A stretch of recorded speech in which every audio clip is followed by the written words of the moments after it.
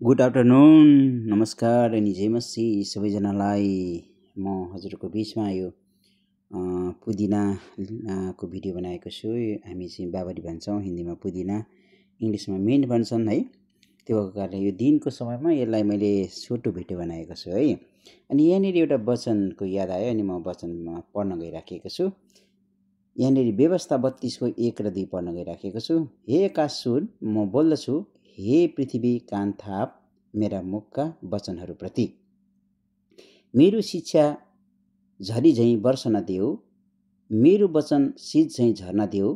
कलिलो घाँसमाथि सिमसिमे पानी झैँ, झारपातमाथि दर्कने पानी झैँ भन्नुहुन्छ है। यो चाहिँ व्यवस्था 32 को 1, 2 मा। अनि एसायाको पुस्तक 55 को 10, 11 मा चाहिँ भन्नुहुन्छ,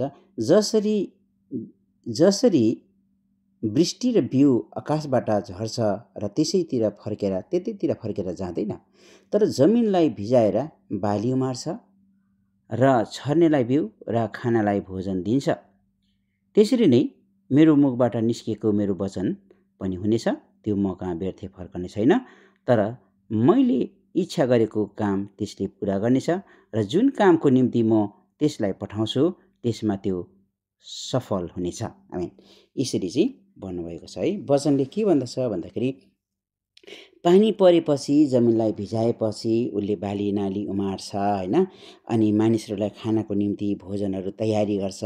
अनि परमेश्वरको वचन पनि त्यसरी नै दिन प्रतिदिन तपाईँ हामीलाई दिँदै गयो भने, शिक्षा दिँदै गयो भने, भन्दै गयो भने, बुझाउँदै गयो भने चाहिँ त्यसले चाहिँ एउटा परमेश्वरले छोराछोरीलाई स्ट्रङ बनाउनुहुन्छ। त्यो वचनद्वारा परमेश्वरको महिमा गर्नलाई, परमेश्वरको अनुग्रह कृपामा हिँड्नलाई परमेश्वरले हरेक छोराछोरीलाई दह्रो बनाउनुहुन्छ। किनभने परमेश्वरको वचनमा नै सबै कुरा छ र शक्ति छ। त्यहाँनिर हरेक मानिसलाई एउटा उत्साह अनि एउटा उमङ्ग अनि एउटा जोस अनि एउटा जाँगर दिने वचन छ।